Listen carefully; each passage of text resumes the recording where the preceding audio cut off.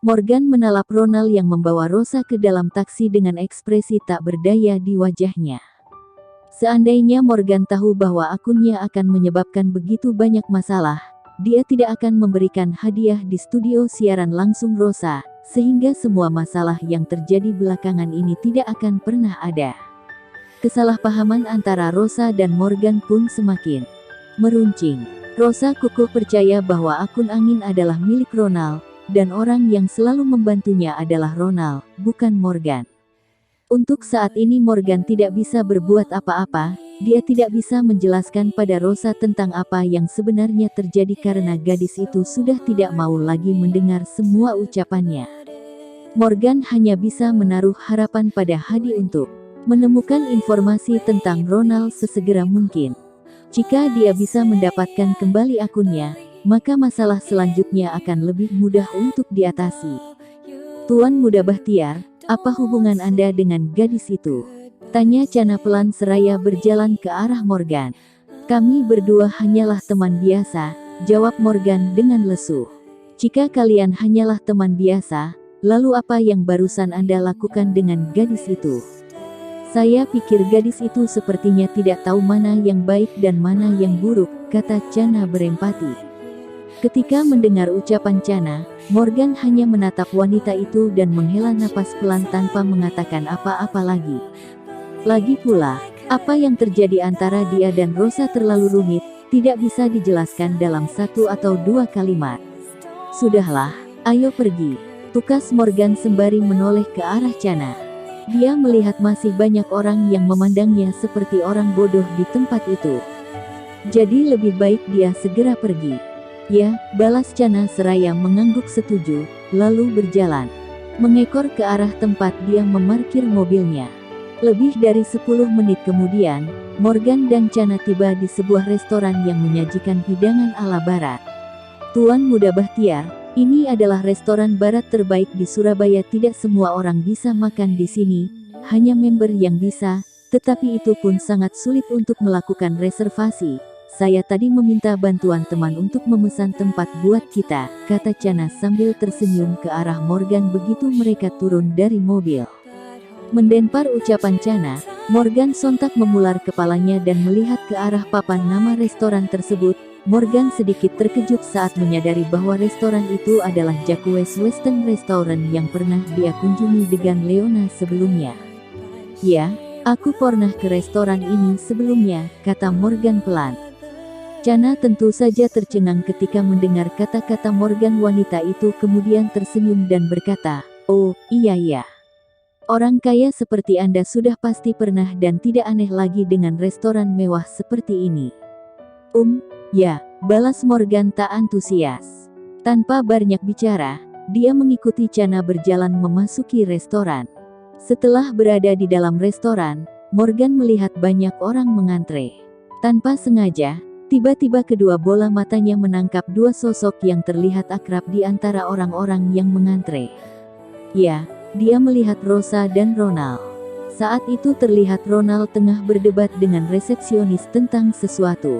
Wajah lelaki itu tampak sangat kesal.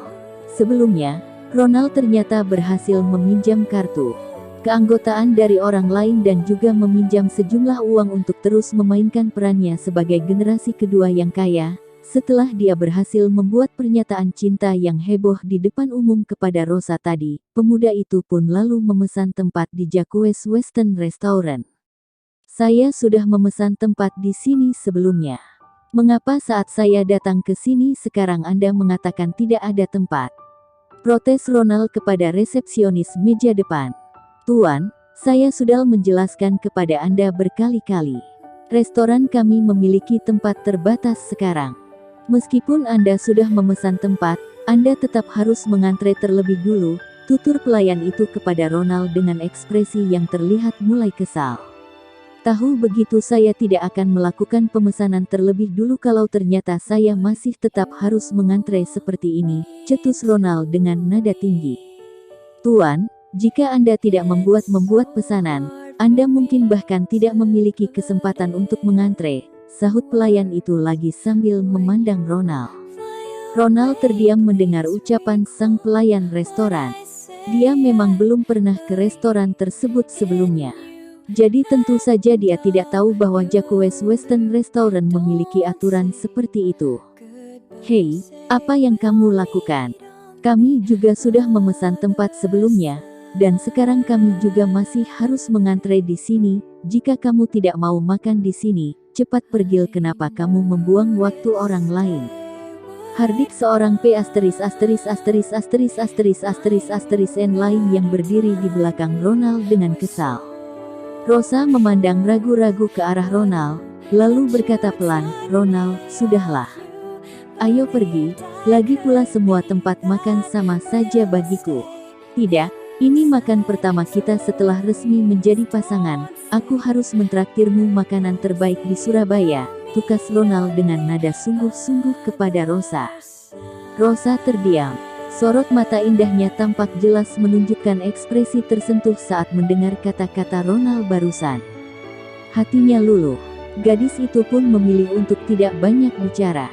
Sebenarnya, alasan mengapa Ronald menolak untuk pindah tempat bukanlah karena dia benar-benar ingin mengundang Rosa untuk makan di restoran itu, melainkan karena dia sudah membayar pemesanan tempat seharga 2 juta untuk uang muka.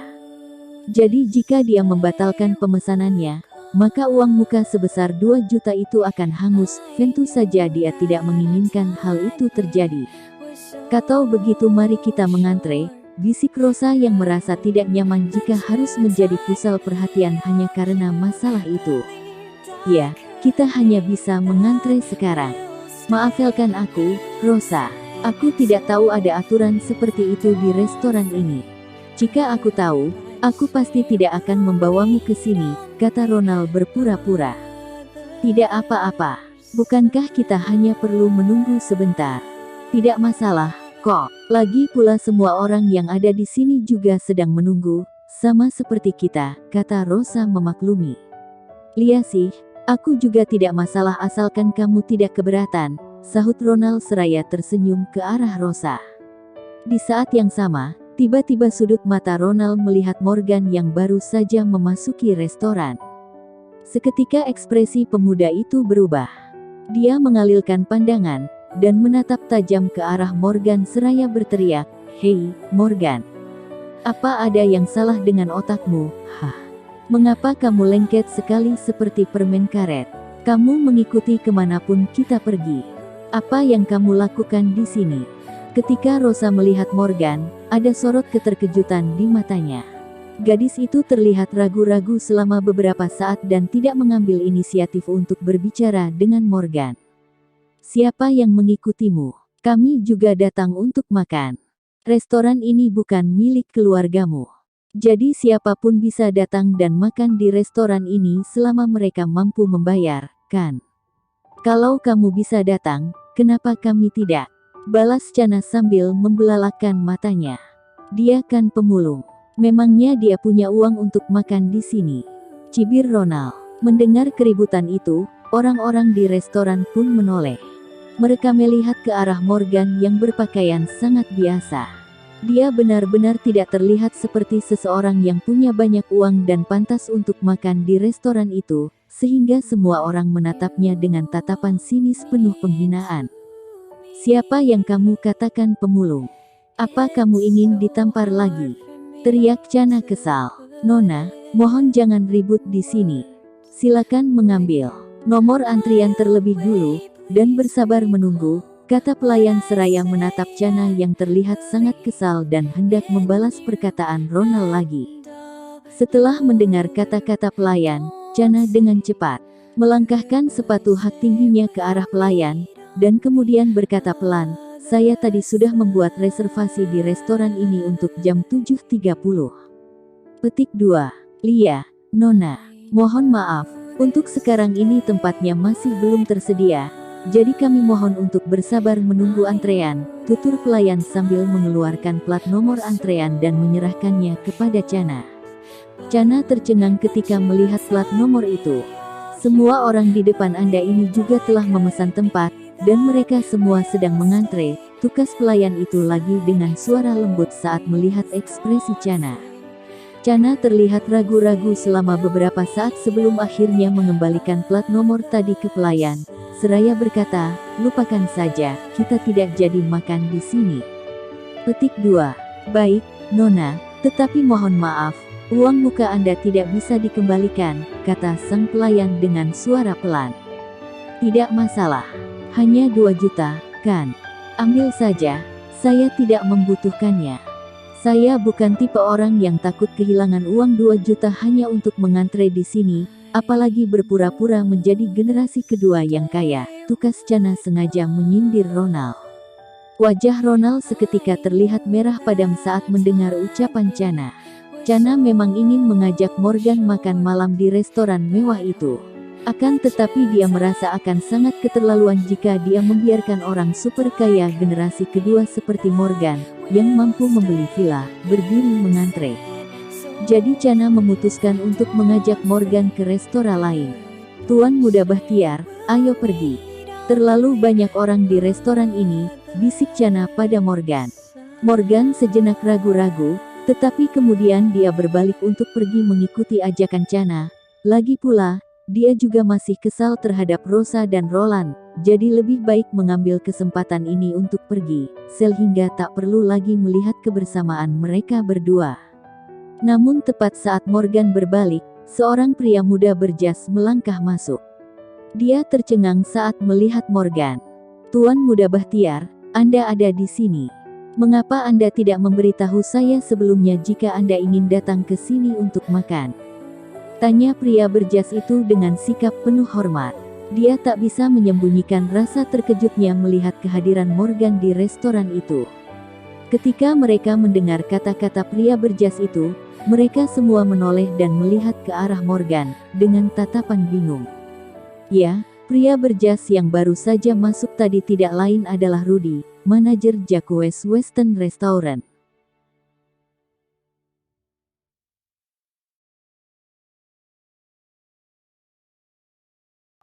Tuan Muda Bahtiar, kenapa Anda ada di sini? Tanya Rudy sambil tersenyum dan menghampiri Morgan. Aku datang untuk makan dengan temanku, tapi restoran kalian sepertinya lagi penuh sekarang. Jadi kami memutuskan untuk pergi ke tempat lain, jawab Morgan tanpa ekspresi sambil memandang Rudy yang berjalan menghampirinya. Mendengar percakapan antara Morgan dan Rudy, semua orang yang ada di restoran menunjukkan ekspresi bingung. Terutama Ronald dan Rosa, mereka berdua tentu saja yang paling terkejut di antara seluruh pengunjung yang ada di restoran saat itu. Dalam hati mereka bertanya-tanya mengapa Morgan, orang yang berpenampilan sangat biasa dan sama sekali tidak terlihat elite itu, bisa mengenal manajer Jacques Western Restaurant. Dan yang lebih mengejutkan lagi, manajer restoran itu memperlakukannya dengan sangat hormat. Bagaimana Morgan bisa mengenal manajer di sini? Rosa bergumam pada dirinya dengan ekspresi bingung. Tuan Muda Bahtiar, maafkan saya. Restoran kami benar-benar tidak tahu bahwa Anda akan datang ke sini hari ini.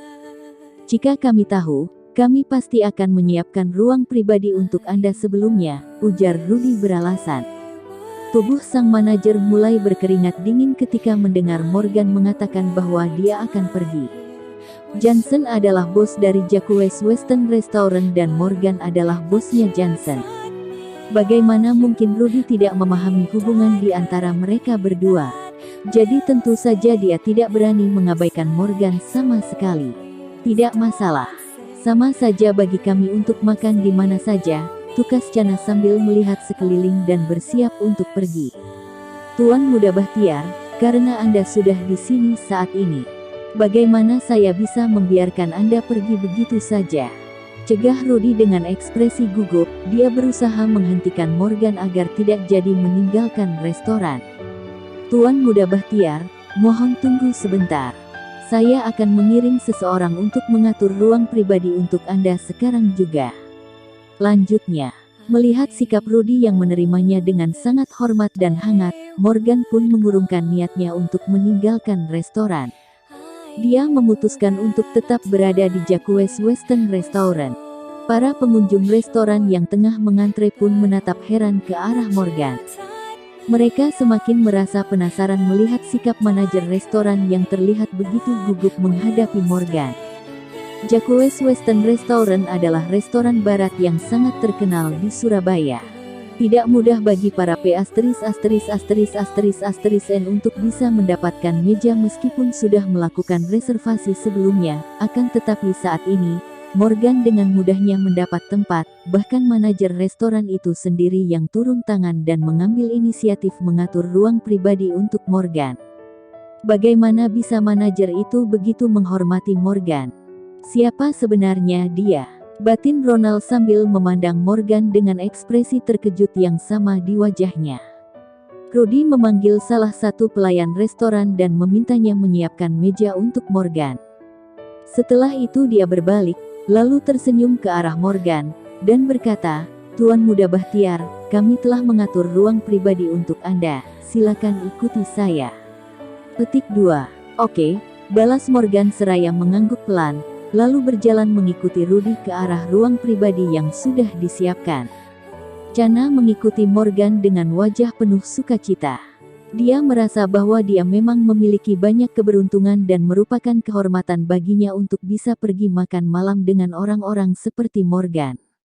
Namun tepat ketika Morgan dan Chana melewati Ronald, pemuda itu tiba-tiba mencibir, "Morgan, ternyata kamu tidak hanya menjadi simpanan tante-tante, ya.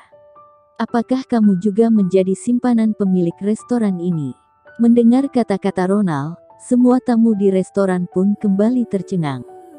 Namun kali ini tidak ada yang berani tertawa sama sekali setelah mereka mengetahui siapa Morgan sebenarnya.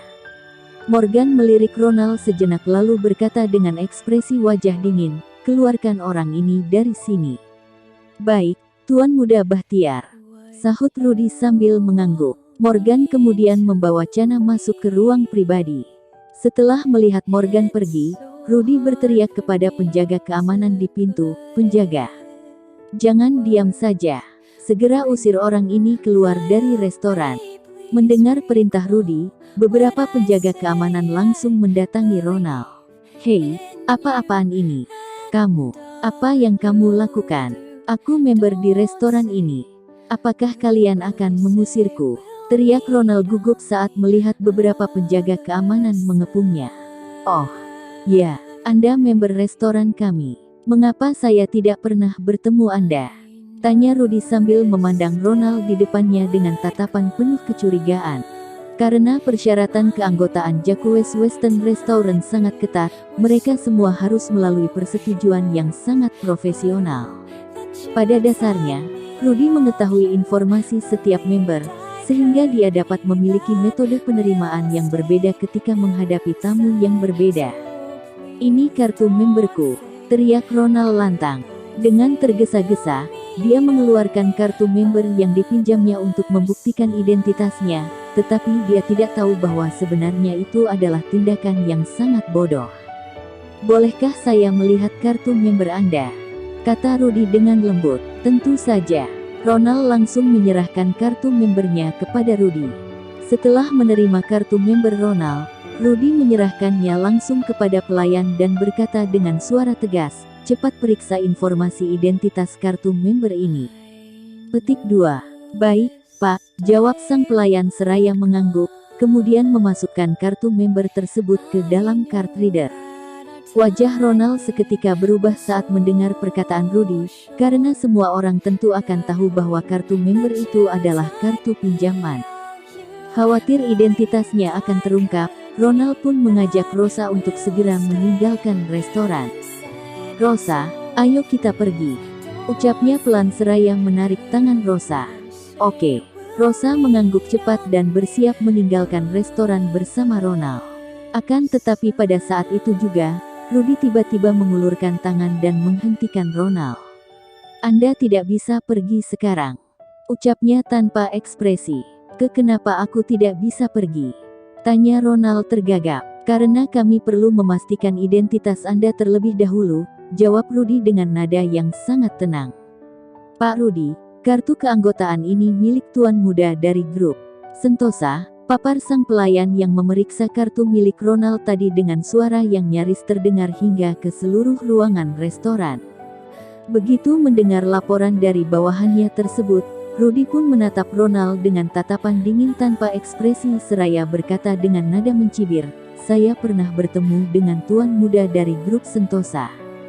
Dan Anda bukan tuan muda dari grup Sentosa, kan?" Ronald tak lagi bisa menyembunyikan rasa malu saat menatap Rudy di hadapannya. Rosa pun memandang Ronald dengan ekspresi penuh tanda tanya. Gadis itu tidak mengerti mengapa Ronald membutuhkan kartu member orang lain jika dia begitu kaya. "Ronald, apa yang terjadi?" tanya Rosa ragu-ragu. "Rosa, sebenarnya aku meminjam kartu member itu," jawab Ronald pasrah. Dia tahu bahwa dia tidak bisa menyembunyikannya lagi sekarang. Mau tidak mau dia harus mengakui dan mengatakan terus terang bahwa kartu itu adalah kartu pinjaman. "Kamu meminjam kartu ini?" tanya Rosa setelah terdiam sesaat. "Sekarang karena Anda sudah mengakuinya, maka masalah ini akan lebih mudah ditangani," kata Rudy tiba-tiba. "Mudah ditangani? Maksudnya?" tanya Ronald dengan suara yang terdengar sangat panik. "Restoran kami memiliki peraturan yang jelas. Salah satu di antaranya adalah jika seseorang mencuri atau meminjam kartu anggota orang lain, maka orang itu harus membayar denda," tutur Rudy tanpa ekspresi. "Membayar denda?" ulang Ronald seraya menatap Rudy dengan ekspresi panik luar biasa. Dia benar-benar tidak percaya dengan apa yang baru saja didengarnya. "Ya, benar, denda sebesar 200 juta, jawab Rudy ringan. Ronald merasa seperti tersambar petir setelah mendengar kata-kata Rudy. Dia tidak hanya kehilangan uang 2 juta, tetapi dia ternyata juga harus membayar denda sebesar 200 juta kali ini. Ini benar-benar membunuh Ronald.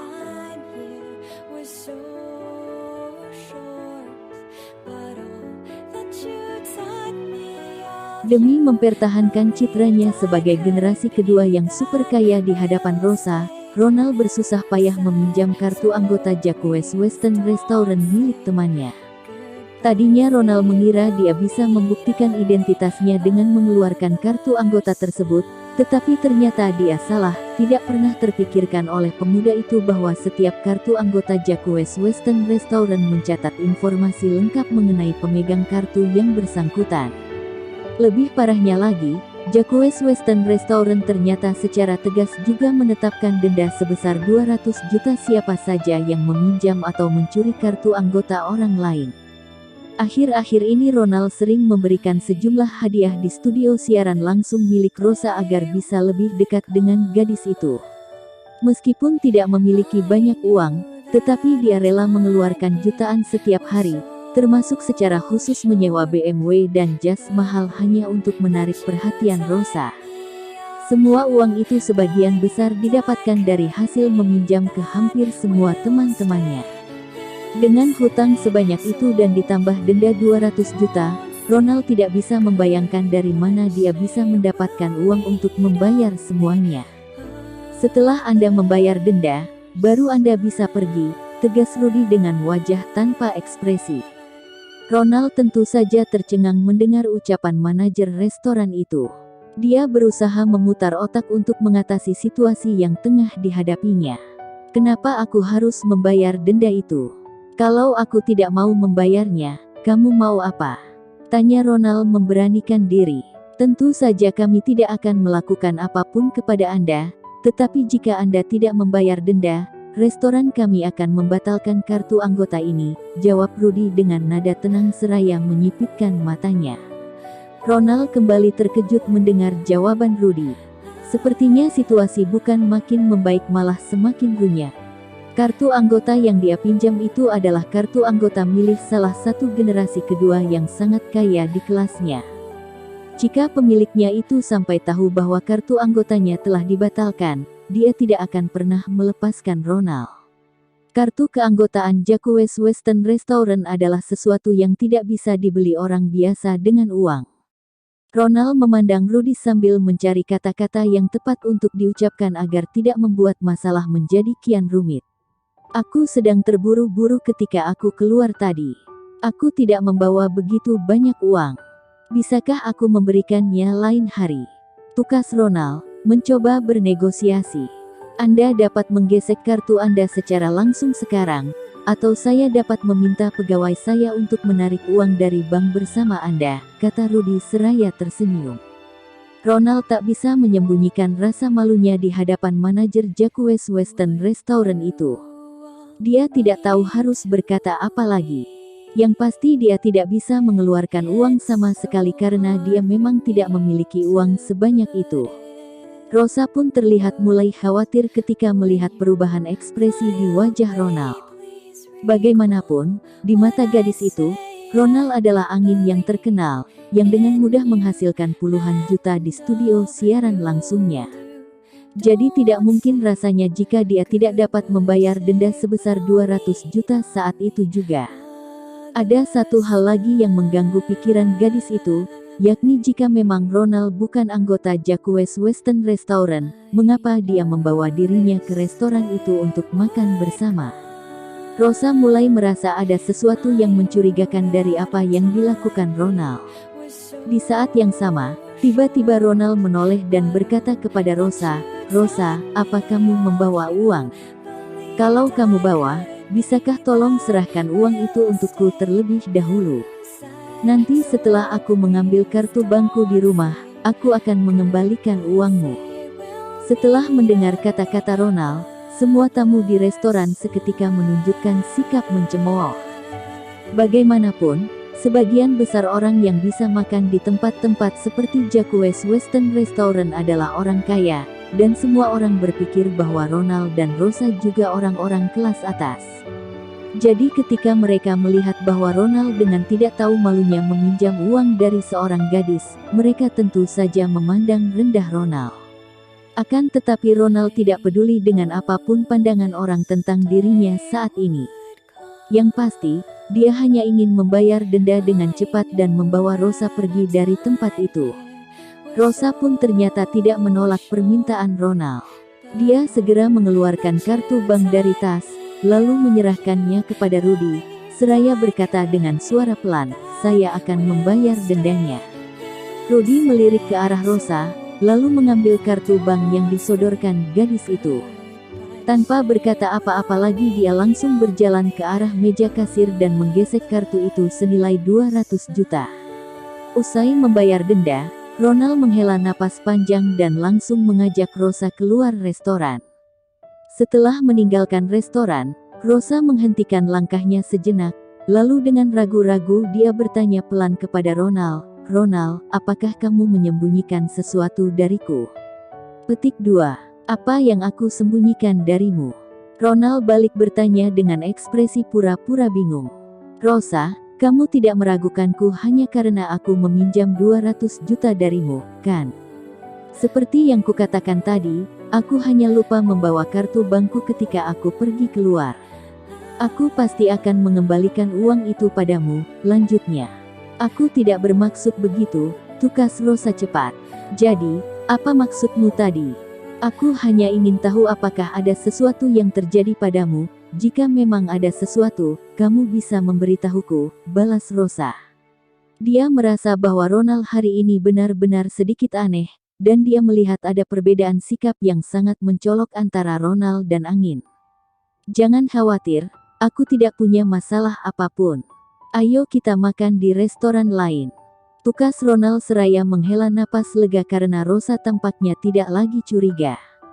"Oke," balas Rosa sambil mengangguk. Sejenak dia memandang Ronald tanpa mengatakan apa-apa lagi. Beberapa menit kemudian, Ronald membawa Rosa ke sebuah warung yang menjual makanan pedas. Melihat Ronald membawa dirinya ke tempat seperti itu, Rosa pun semakin meragukan identitas Ronald.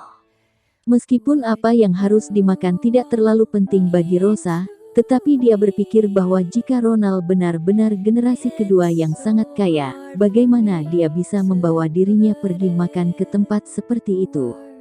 Benarkah yang dikatakan Morgan padaku tadi? Benarkah Ronald ini pembohong? Pertanyaan-pertanyaan itu tiba-tiba berkelebat di dalam benak Rosa. Namun gadis itu segera menggeleng untuk menepis pikiran negatif tentang Ronald, dan mengikuti pemuda itu masuk ke warung. Di sisi lain, setelah kembali ke rumahnya, Leona menendang sepatu hak tinggi yang indah dan menarik di kaki putihnya, kemudian berjalan ke arah sofa dengan kaki telanjang. "Kak Leona, sudah pulang?" teriak Monica seraya tersenyum dan berlari keluar kamar. "Monica, kenapa kamu di sini?" tanya Leona yang tampak sedikit terkejut ketika melihat Monica. "Aku bosan di kampus sendirian, jadi aku datang untuk bermain denganmu," tukas Monica dengan suara manjanya. "Ngomong-ngomong, Kak Leona, aku dengar kamu pergi melihat villa hari ini. Bagaimana villanya?" Lokasi villanya sih bagus dan pemandangan di kompleksnya juga sangat bagus, tapi harganya terlalu mahal. Sebuah villa harganya lebih dari 140 miliar. "Ayahku tidak mungkin mempunyai uang sebanyak itu sekarang," jawab Leona dengan ekspresi yang kurang bersemangat. 140 miliar, seru Monica seketika begitu mendengar nominal harga villa yang memang sangat fantastis itu. Apakah orang-orang ini gila? Sebuah villa seharga 140 miliar. Mengapa mereka tidak merampok uang di bank saja? Celetuknya. "Ini bukan hal yang paling aneh bagiku. Coba tebak siapa yang kutemui di kantor penjualan hari ini," ujar Leona. "Siapa?" tanya Monica sambil mengedipkan matanya yang besar, penasaran. "Aku bertemu Morgan," balas Leona pelan. "Dan dia bahkan mengatakan akan memberiku villa. Bukankah itu konyol?" lanjutnya. "Hahaha." Monica tertawa sambil memegangi perutnya saat mendengar ucapan Leona. Bagaimana Morgan bisa begitu sombong? Dia itu kan hanya orang miskin yang memungut sampah sepanjang hidupnya. Bahkan jika dia memungut sampah sepanjang hidupnya, dia tidak akan bisa membeli villa lebih dari 140 miliar, kan? Petik 2. Aku. Saat Leona membuka mulutnya dan hendak berbicara, tiba-tiba ponselnya berdering. Gadis itu pun segera membuka ponselnya dan menerima panggilan telepon itu. "Halo, siapa ini? Apakah Anda Nona Leona?" Terdengar suara seorang pria di ujung telepon yang berbicara dengan nada sopan. "Ya, benar. Saya Cakra, manajer umum kantor penjualan Villa Permata Indah." Leona tercengang mendengar jawaban Cakra. Ekspresi kebingungan terlihat di matanya. Dia tidak mengerti mengapa manajer umum kantor penjualan villa itu menelpon dirinya sekarang.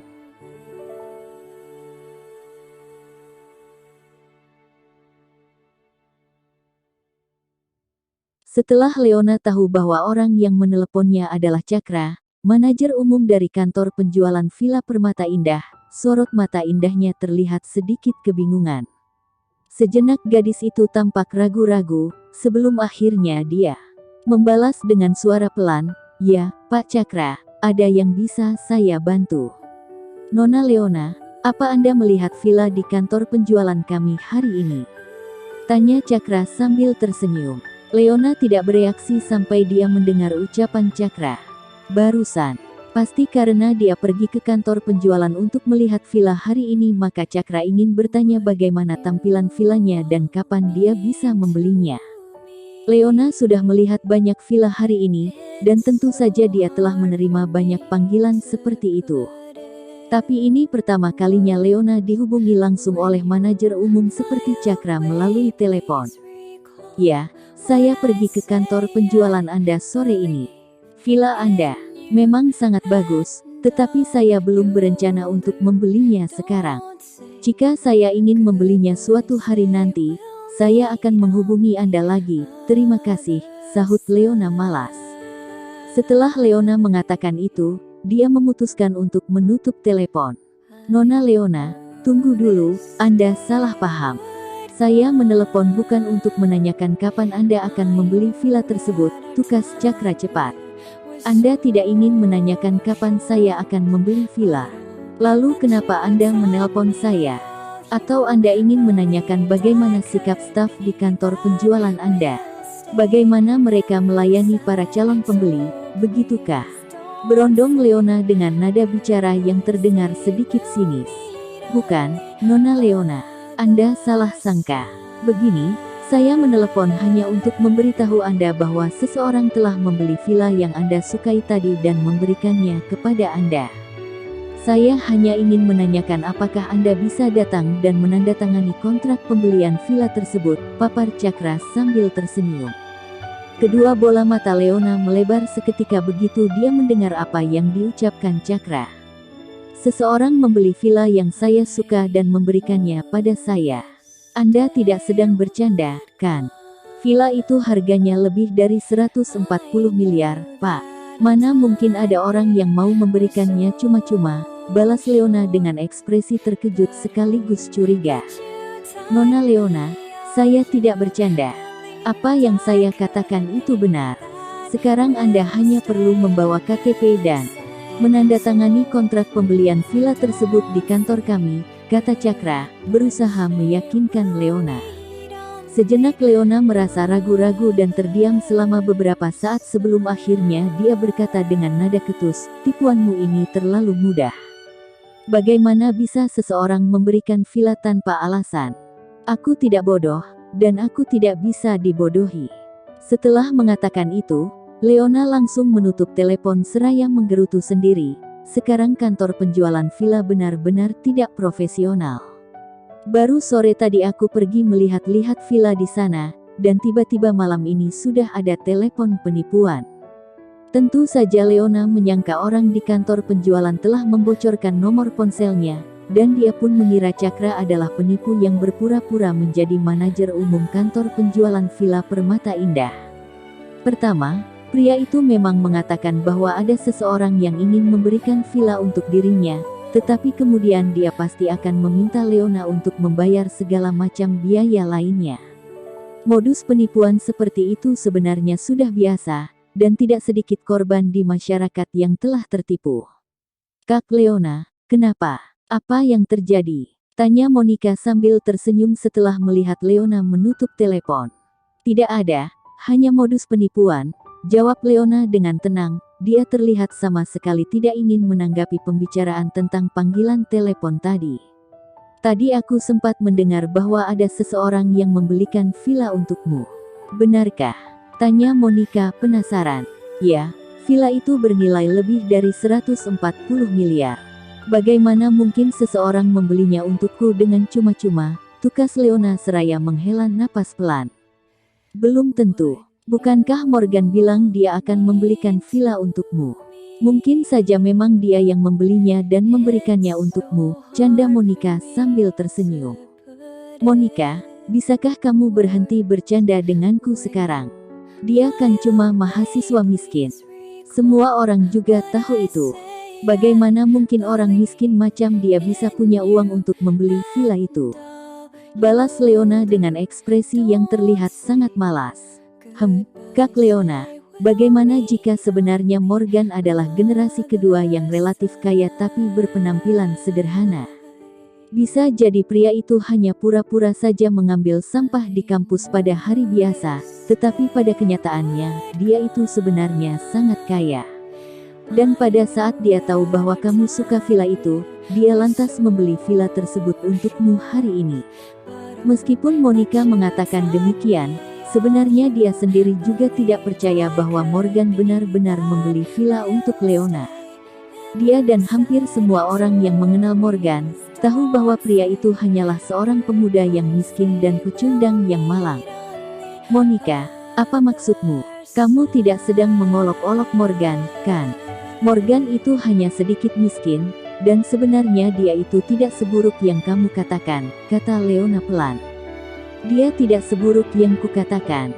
Pertama kali aku bertemu dengannya, dia sengaja menjatuhkan diri agar bisa mengambil keuntungan dariku. Selain itu dia juga meminta uang bulanan pada Kak Leona sebesar 20 juta. Yang paling menjengkelkan adalah saat terakhir kali aku memberikan uang yang dia minta, dia malah membuang semua uang itu ke tanah, dan butuh waktu lama bagiku untuk mengambil semua uang yang berhamburan itu. Itu pun aku hanya berhasil mengumpulkan kurang dari 10 juta. Sekarang, setiap kali mengingat kejadian itu, aku ingin membunuhnya, ucap Monica dengan ekspresi kesal. Itu pasti karena kamu kata-katamu yang buruk pada Morgan saat kamu memberikannya, jadi dia membuang uang itu. Jangan pikir aku tidak tahu apa yang terjadi, tukas Leona lembut sambil melirik ke arah Monica. Dia mengenal karakter Monica dengan sangat baik karena mereka berdua memang tumbuh dewasa bersama. Ketika Monica mendengar ini, dia menjulurkan lidah kecilnya dan berkata dengan pelan, "Aku tidak mengatakan apa-apa kepada Morgan hari itu. Aku tidak menyangka ternyata dia memiliki temperamen yang begitu buruk. Setiap orang tentu memiliki harga diri. Jadi lain kali sebaiknya kamu menjaga sikapmu ketika berbicara dengan orang lain," tegur Leona bijak. Morgan hanyalah pria yang bergantung pada wanita. Harga diri seperti apa yang dimiliki pria seperti itu? Pria yang paling kubenci dalam hidupku adalah pria yang bergantung pada wanita. Cetus Monica dengan suara ketus. "Kamu..." Belum sempat Leona menyelesaikan kalimatnya, tiba-tiba dia mendengar suara ponselnya berdering lagi. Sejenak gadis itu ragu-ragu sebelum akhirnya dia mengambil benda pipi itu dan menekan tombol penerima panggilan. "Halo, Nona Leona." Suara Cakra terdengar lagi di ujung telepon. "Bukankah aku sudah memberitahumu tadi? Modus penipuan semacam itu tidak mempan untukku. Aku tidak bisa dibodohi, dan aku sama sekali tidak tertarik. Seseorang tidak mungkin memberikan villa semahal itu dengan cuma-cuma, jadi tolong jangan ganggu aku, mengerti?" Teriak Leona dengan nada kesal begitu dia mendengar suara Cakra lagi. "Nona Leona, saya tidak berbohong pada Anda. Kalau kamu masih terus menggangguku, aku akan menelepon polisi sekarang juga. Kamu pikir aku tidak berani melakukannya?" ancam Leona marah. "Nona Leona, Anda dapat mengecek nomor yang saya gunakan untuk menelepon Anda sekarang. Ini adalah nomor telepon kantor penjualan kami. Jika saya penipu, bagaimana saya bisa menggunakan nomor ini untuk menelepon Anda? Kami membutuhkan Anda hanya untuk tanda tangan dan kami tidak akan meminta Anda untuk membayar sepeser pun. Jika perlu, silakan Anda datang ke kantor penjualan kami untuk melihatnya sekarang juga. Jika saya memang penipu, mungkinkah saya berani meminta Anda datang ke kantor penjualan?" tutur Cakra, mencoba menjelaskan dengan cepat. Mendengar penuturan Cakra, spontan Leona menjauhkan ponselnya dari telinga dan melihat ke arah nomor panggilan yang masih tersambung itu. Angka yang tertera di nomor telepon itu sama persis dengan nomor telepon kantor penjualan Villa Permata Indah. Gadis itu pun mengernyitkan dahinya sejenak, lalu kembali menempelkan ponsel ke telinga kanannya. "Apakah benar ada seseorang membeli villa dan memberikannya kepadaku?" tanya Leona dengan ekspresi wajah yang masih tidak percaya. Di saat yang sama, kata-kata yang diucapkan Morgan sebelumnya tiba-tiba kembali terlintas di benaknya.